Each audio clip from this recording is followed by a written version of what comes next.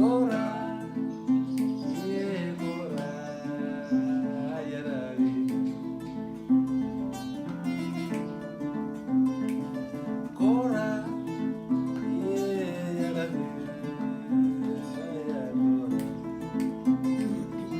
family, I'm SNwadiei. I'm Habassia, and I'm coming to you from my backyard. How y'all doing today? If you have not subscribed to my channel and it's your first time, or even if it ain't your first time, please do. I'll be happy to welcome you to my family. Subscribe, like, share. It's free, y'all. I hope y'all are having a wonderful time wherever y'all at. It is nice day to day. My tree is blooming after the freeze. My fig tree is still hardy and it's blooming, y'all. Little baby figs are growing and the little leaves. I'm so excited, y'all. I took some photos. I'll show you at the end of my beautiful garden. And I was just letting y'all know I love nature. No matter what, it's always beautiful. You know, always beautiful. But I'm going to show y'all what's blooming despite the cold or whatever. I'm not going to show y'all the part that's dying. Y'all can find that on y'all own. I'm just trying to share the beauty of it all. And before I get done, I got to show y'all why I still have light, because I might have to bring this inside. This is my earrings. They're trees, because I love trees, y'all. And I did not wear a necklace because I have this shirt with the ankh on the front. It was made by a sister in Houston. You just tell her what you want on it. And an Africa in the back. I hope y'all can see it, y'all. I'm going to lift it up a little higher, and hopefully y'all can see it. I hope so. As y'all know, I cannot see the back of me. And just a regular old blue jean jacket. And this cap is from a sister in Houston. She crocheted this hat and sold it for $5. And you know, I couldn't resist the sale, and it's purple and gold. My old high school colors. But anyway, I just got finished talking to my oldest grandson, and we was talking about different things, and identity being one of them. And we was also talking about whatever you feed grows. I have two instances I can think about right off the top of my head. It was supposedly a joke that my grandfather told me. And he said that a man went to court for child support. And he told the judge, "But judge, that boy not my child." And the judge laughed at him and he said, "Feed him till he look like you." Because he knows that as time goes on, your children will start looking like you. Because they didn't have DNA testing back then, you know. We all start off looking one way and might turn out another sometimes. I remember my own story with my oldest son.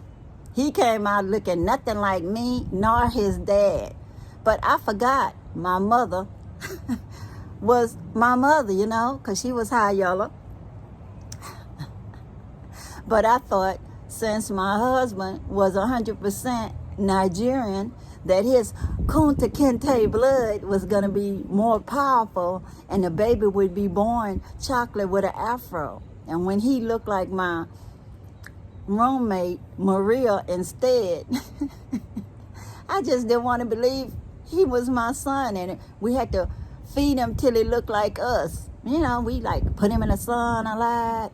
And his relatives made up the little thing about the Nwadiei knot on the back of the head that they all had. I mean, they was like pulling reasons out of the air to accept him into the family.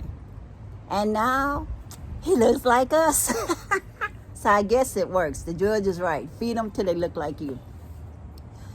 And my plants, I had my plants. I watered them. I took care of them. I gave them fertilizer. I let them have light outside, the rain. This tree in the back of me is a perfect example. It was a baby tree in a little bucket. A little baby tree. Looked like a little branch. I would have never thought that it would be this nice size. Hopefully it'll give me good figs this year. And my other flowers, I have them, well, not flowers, but plants that have flowers on them. The trees, they're in buckets and they live through the big freeze because I took them inside. My onion plant actually lived too, and all I did was put it in the garage where it didn't get the snow falling on it. So I'm just amazed that even my baby fig tree that's next to the my fence, it's blooming green too, y'all, and it got frozen. So I guess they just went to hibernation. So nature will survive. So as I say, whatever you feed grows. Things like culture is ever evolving. Even your brain cells, y'all, ever evolving, ever changing. All you have to do is keep learning something new, whether it's a different hobby or you read about something that interests you. You're growing more neural pathways, and that may keep you from getting weird things like organic brain or Alzheimer's. And if you do, you may not have symptoms because of all your neural pathways that's working, you know? So that's why you see me doing new things like making YouTube videos and interacting with you guys. My YouTube channel. I remember when I only had 3 people and I was like, is anybody watching? I remember, y'all. And all I can say is thank you guys for hanging in there with me and being with me. And no, I haven't gotten a penny from this, and that's not the point. The point is that I have a reason to come outside on this beautiful day and tell y'all my stories. Hopefully it'll motivate you guys to do something for yourselves. Only you know what you're going to feed. You know, only you know. Because another story is out there about two wolves. It's an Indian folk tale. And the grandfather tells the grandson about these 2 wolves. One is good, one is bad, if you want to do stuff in black and white, you know. So one has empathy and compassion and do good things for mankind and make the world a better place. And the other one is selfish, only doing things for themselves. And as we know, it's always can be on middle ground, but that middle ground to me is fighting against the beast. You're fighting, you know, 2 separate sides of you, good versus evil. But which one will win? It's the one that you feed. Culture. Like I say, my grandson, he has a mixed heritage of lots of different things, as so do I. It's just that the majority of what I have is African. Okay, mostly West African. Still some East African and Central Africa in there, but the majority is West African. So I feed that. When I travel, I try to go to places that's also English speaking so I can form my relationships on my own without interpreters. Sometimes I'll use interpreters, but that'll be my family or my friends mostly, you know. or their friends. You know, sometimes I'll just have to make quick ask of somebody on the street, but mostly not. But I will take help wherever I can get it. I remember in Tanzania, I went to the dressmaker, and she wanted to make sure that my dress fit before she finished it. And she had to go find somebody on the street that could speak English to talk to me and tell me what's going on. So she did. You know, it was nice. So anyways, that's the way it goes in life. Whatever you feed grows. You know, put some seeds in the ground and you water it, give it the nutrients it needs, sunshine, all that, it'll grow. You know, if that one don't, the next seed. Just keep planting, y'all. It gets better. It gets better. No matter what you do, it gets better. I'm quilting now. It's not perfect, you know, because I'm doing hand quilting. And those big stitch, some of them didn't look all that great, but they're getting better. And I'm okay with that, because the whole idea is that you finish, and it's the process that is what really is important to me, the process. Oh, now I wanted to tell y'all, one of my, hopefully a subscriber, at least somebody that made a comment, said, I look Gambian. And I said, thank you. I'm so happy, you know, because that's what I'm feeding, y'all. I'm feeding my Gambian side. My grandmother's very name took me to the Gambia. My DNA says, yes, I have Gambian DNA in me. And I've been feeding it. You know, I've been thinking about the Gambia, going to the Gambia, having Gambian friends and family. So, of course, yeah, I look like a Gambian because that's what I'm feeding my Gambian side, y'all. So thank you again for seeing that. Feed it till it looks like you. I fed my Gambian spirit, my ancestors, and it's showing in me. So I'm happy. I also have Nigerian in me, which is the biggest segment. But anyway, I watch a lot of Nollywood videos. I've gone to Nigeria and stayed for a couple of months at a time. More than one time I've gone to Nigeria. Some of the things in Nollywood is not so correct, but a lot of the stuff actually has some basis in culture, because just imagine, the writer comes from a culture and you can only write what you know and do a good job. And I'm only talking about the Nigerian movies where they actually do a good job on a genre, especially whether it's comedy or it's historical. I found that a lot of it is very informative. And then I research it in a book, and it's like pretty accurate. Or the people, I just ask them when I'm there, and they'll tell me. But they can only tell me about their specific group. So if you want to start, if you haven't, do that DNA test. You know, you ain't got nothing to lose. And then you could just decide what you want to feed and just go and research, go visit, and enjoy the experience. This is one of the books that I bought. I don't know if I bought it in Nigeria or what. I don't know, y'all. I might have bought it at the airport. And it deals with a subject of gender equality, girls going to school and all of that, the expectations.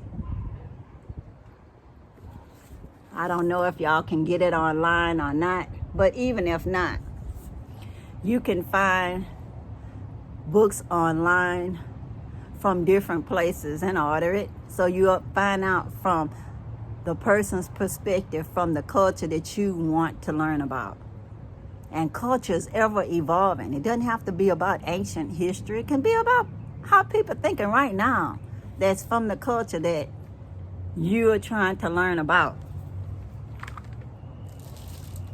I was in Nigeria, and I like getting clothes made no matter where I'm at. So this is one of them, fashion magazine. And it's made by Nigerians, for Nigerians, or anybody else that wants the outfit. Let you see what's the latest styles and stuff. Yep, what's the latest styles. And if you have your own designer, of course, they will make anything that you say. They'll just sketch it out for you. And then they'll let you see the sketch. They may be insulted even if you show them the book. So you got to know if you're working with a designer or a dressmaker.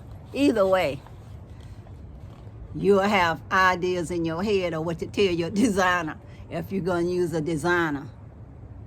But yeah, they have all kind of nice things that you can find out by just looking around when you're there. I was at the airport in Lagos, and they was at I was at a bookstore, and they had that, so I got it. You know. Now this one, I was at Nikkei Art Gallery, and all of the art there was beautiful, y'all. But you know, I haven't won the lottery, so I could not afford to get a lot of those art. So I bought the book that talks about the art, you know, about a lot of parts of the art. I'm looking at a black cat, y'all.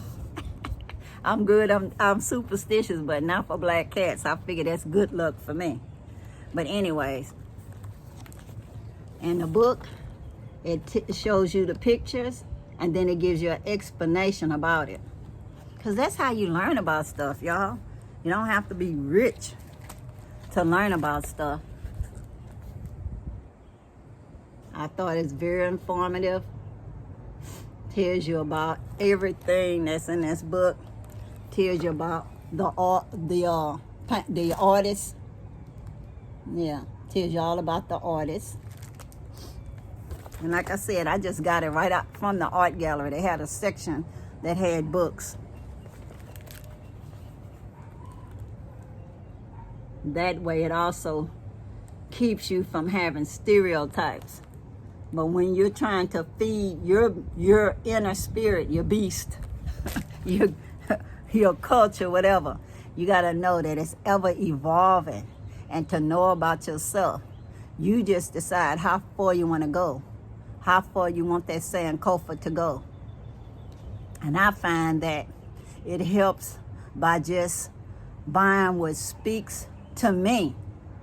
Whether it's a book or a magazine, if I got the money at the time, I'm buying it, y'all.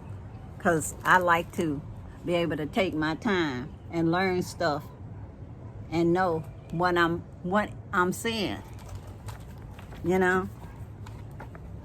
So it says, this silhouette was an exhibition. You see? I'm leaving it there enough for y'all to see. The silhouette exhibition. I don't know what that noise was, y'all.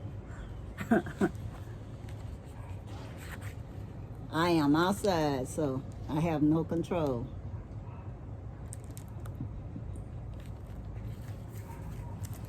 Yeah, just remember, whenever you travel, just look around and see what you can see. Lots of times they have all kind of information that you can get. Just get the ones that speak to you. You know, if you're a big timer, you can get a lot of information. If you ain't so big time, just get what speaks to you more that you can afford. And that'll be enough. Because if you're blessed, you'll be able to come again and again and keep adding to your own personal library. And you can always share. Maybe like what I'm doing, or maybe not. Maybe more personal, one-on-one basis. But see, the Nikkei Gallery, I am not monetarily compensated by any of these people. I'm just sharing that I have this. I bought it right at the gallery, from their book section because I didn't have the money to buy the beautiful artwork on the wall.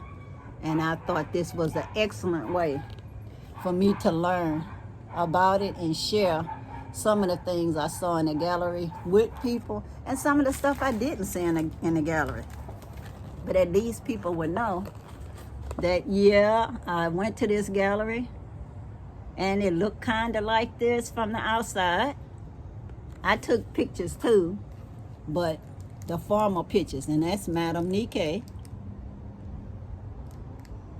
And you can look up, she has a Facebook page, and you can learn about her there. Madam Nike and her art gallery in Lagos, Nigeria. She's also a chief like me. But I'm sure she can do more stuff than me because she has more money. But she's a sweet lady. I took a picture with her and everything and talked to her, and they did puffs for me and my family that was there at the gallery at the time. I'm telling you, this is a nice book. Just remember, no matter where you are when you travel, they have opportunities that you can take advantage of so you can learn about that history of the people, about the culture of the people that's evolving.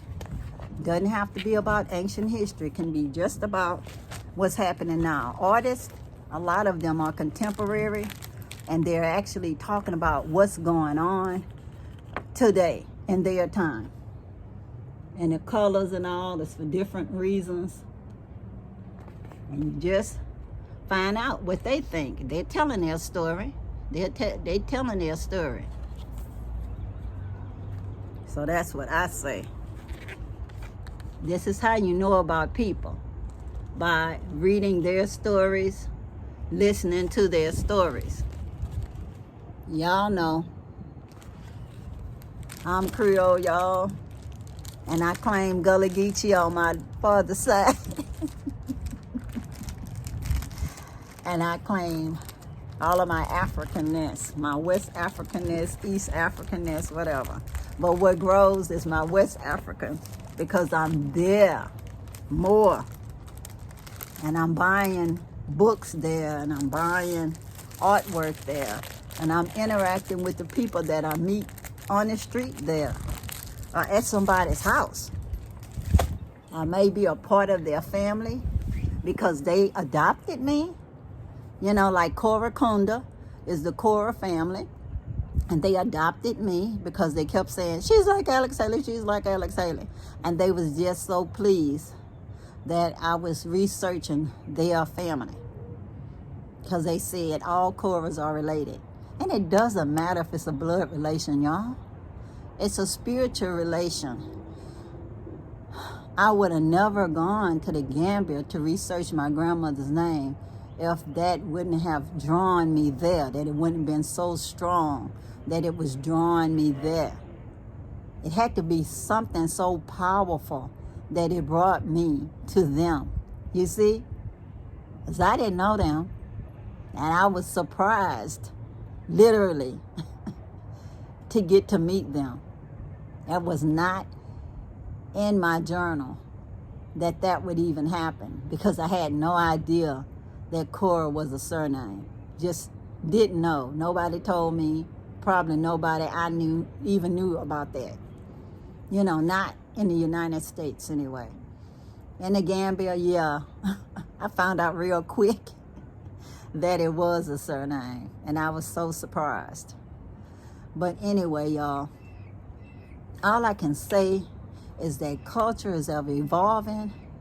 If you want to learn a culture, you have to feed it until it becomes a part of you. It's just a part of everyday life. I collect my clothes because they fit me when I get them made for me. I get them made according to what I could afford. And I love that because in the United States, the way my body is built, it's actually hard for me to find clothes that fit me well. Even my pants, I have to pretty much put darts in them if they don't have elastic in the waist, you know, because of my body build. But in the motherland, it's made for me. I collect them. I'm not being anything but myself when I wear my clothes. And it's a good conduit for people to ask me questions. And that's good because I like talking to people and I like telling them my story that's connected to the clothes I'm wearing. So anyways, nobody's making you look like Kwanzaa every day. But to me, Kwanzaa is a lifestyle. I try to live that way all the time. You know, I think it's a good way to live. But you must follow your own path. Enjoy your life. Do your Sankofa to the best of your ability. Because all I want to do is be my best self, my best personal self. So anyways, until next time, y'all, peace. Peace. Power to the people. And I'm out, y'all. Bye.